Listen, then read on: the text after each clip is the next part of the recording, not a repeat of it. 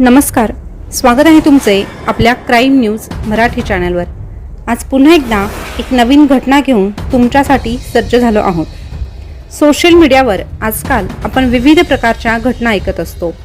त्यात आपण काही घटना ऐकून हसतो, तर काही अक्षरशः आपल्या डोळ्यात अश्रूही आणतात आणि काही घटना तर अशा असतात की त्याला वर्षानुवर्षे उलटून जातात, पण तरीही ते दृश्य आपल्या डोळ्यासमोर आलं तर आपल्या डोळ्यातून अश्रू आल्याशिवाय राहत नाही, आपल्या अंगावर शहारे आल्याशिवाय राहत नाही। अशाच काही घटना अगदी आपलं मन हेलावून टाकणाऱ्या असतात। त्यातलीच एक घटना अजूनही ऐकली की डोळ्यात फक्त आणि फक्त अश्रू येतात। अजूनही उल्हासनगर रिंकू पाटील हत्याकांडाच्या कटू आठवणी कोणीही विसरू शकलं नाही। पण नेमकं हे हत्याकांड कसं घडलं होतं, रिंकू कोण होती आणि तिच्यासोबत नेमकं ही दुर्दैवी घटना कशी घडली, हे सविस्तररित्या तुम्हाला जाणून घ्यायचं असेल तर आजचा हा व्हिडिओ शेवटपर्यंत ऐका। पण तत्पूर्वी जर तुम्ही क्राईम न्यूज मराठी चॅनलवर पहिल्यांदा आले असाल तर चॅनलला सबस्क्राईब करून ठेवा, जेणेकरून नवीन आलेल्या सगळ्या काही घटना तुम्हाला लवकरात लवकर मिळतील। 31 मार्च 1990चा तो दिवस। जवळपास सगळ्याच पेपरच्या हेडलाईन या रिंकू पाटील या नावावर आधारित होत्या। उल्हासनगरात 3 दिवस कडकडीत बंद पाळण्यात आला होता। सगळीकडे एकदम चिडीचूप वातावरण होतं। आदल्या दिवशी उल्हासनगरात जे घडलं ते माणुसकीला काळीमा फासणारं होतं। निषेध, मोर्चे या सगळ्यांच्या पलीकडे ही घटना झालेली होती। शासन सुद्धा या विकृतीमुळे दबावात आलं होतं आणि न्यायाच्या अपेक्षेत लोकांनी सरकारला धारेवरही धरलं होतं। पण असं काय झालं होतं त्या दिवशी की ज्याने सगळ्यांचा थरकाप उडत होता? तर 30 मार्च 1990चा तो दिवस होता। 10वीच्या बोर्ड परीक्षेचा शेवटचा दिवस। सेंचुरी रेयॉन हायस्कूल उल्हासनगरात रिंकू पाटील शिकायला होती। परीक्षा सुरू झाली होती।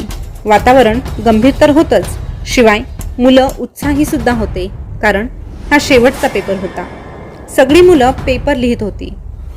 पण अचानक मोठा गलबला झाला। सगळीकडे आरडाओरडीचे आवाज येऊ लागले।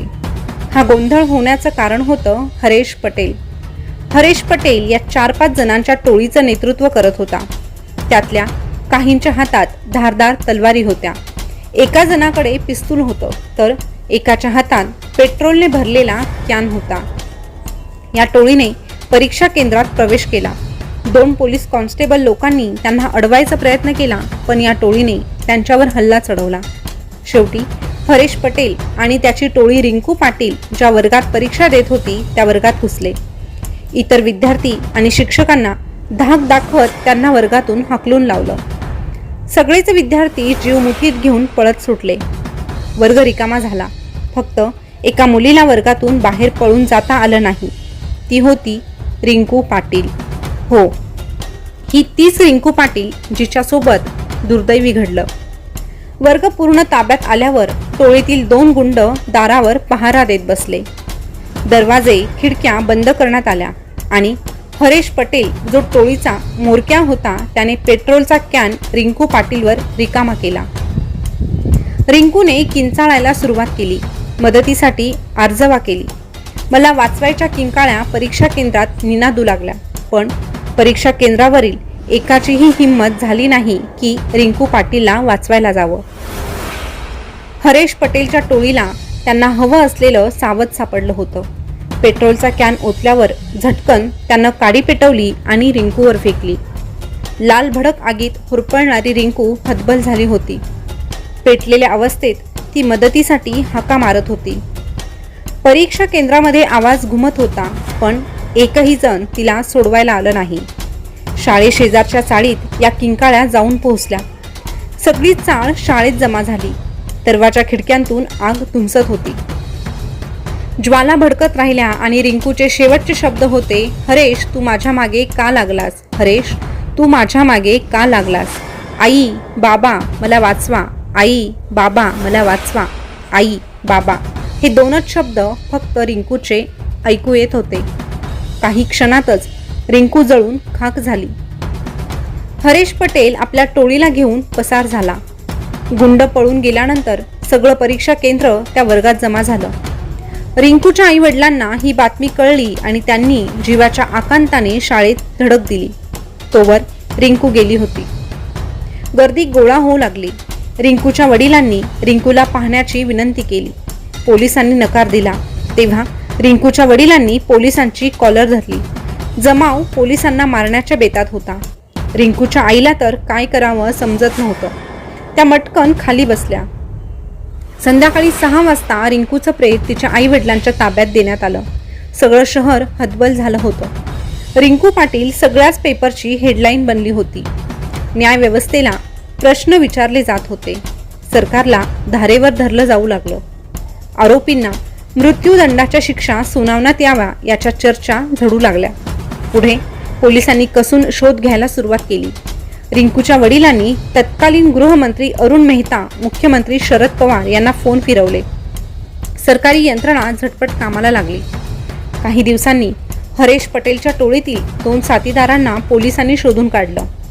कोर्टाने या 2ही नराधमांना फाशीची शिक्षा ठोठावली. पण हरेश पटेल कुठं गायब झाला? तर हरेश पटेलने रेल्वेखाली उडी मारून आत्महत्या केल्याची बातमी आली. आता नेमकं हरेश पटेलने आत्महत्या केल्याने पोलिसांच्या आणि जवळपास सगळ्यांच्याच दृष्टीने हे प्रकरण संपल्यातच जमा झालं होतं. पण हरेश पटेलने हे विकृत कृत्य का केलं होतं याविषयी अनेक तर्कवितर्क लावले जाऊ लागले. रिंकू आणि हरेश पटेल यांचं प्रेम प्रकरण होतं. पण रिंकूने त्याला नकार दिल्याने त्याचा इगो दुखावला आणि त्याने हे जळीत कांड घडवून आणलं.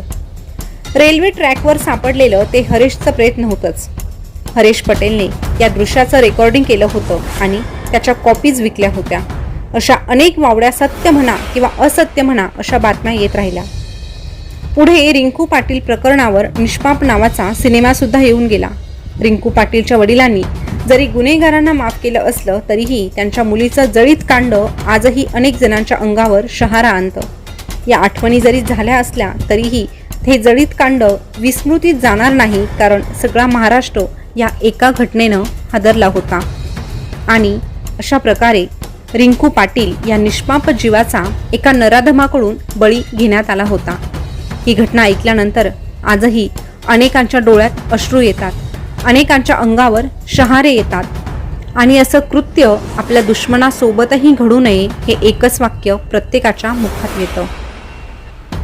तर अशा प्रकारे रिंकू पाटील हिची ही अतिशय दुःखद कहाणी होती, जी तिच्या कुटुंबियांसोबत सत्यात घडली होती. ही घटना ऐकल्यानंतर तुमचेही डोळे पाणावले असतील, तुमच्याही अंगावर शहारे आले असतील आणि तुम्ही देखील या रिंकू पाटीलबद्दल हळहळ व्यक्त करत असाल.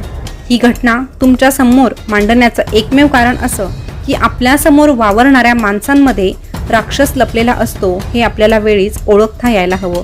म्हणून गरज आहे सतर्क राहण्याची, गरज आहे स्वतःची काळजी घेण्याची. तर ह्या रिंकू पाटीलबद्दल तुम्हाला काय वाटतं हे कमेंटद्वारे नक्की कळवा. आणि अशाच नवीन घटना जाणून घेण्यासाठी आपल्या क्राईम न्यूज मराठी चॅनलला सबस्क्राईब करा. शेजारचं बेल बटन प्रेस करून ठेवा, जेणेकरून नवीन आलेली घटना सगळ्यात अगोदर तुमच्यापर्यंत पोहोचेल. धन्यवाद.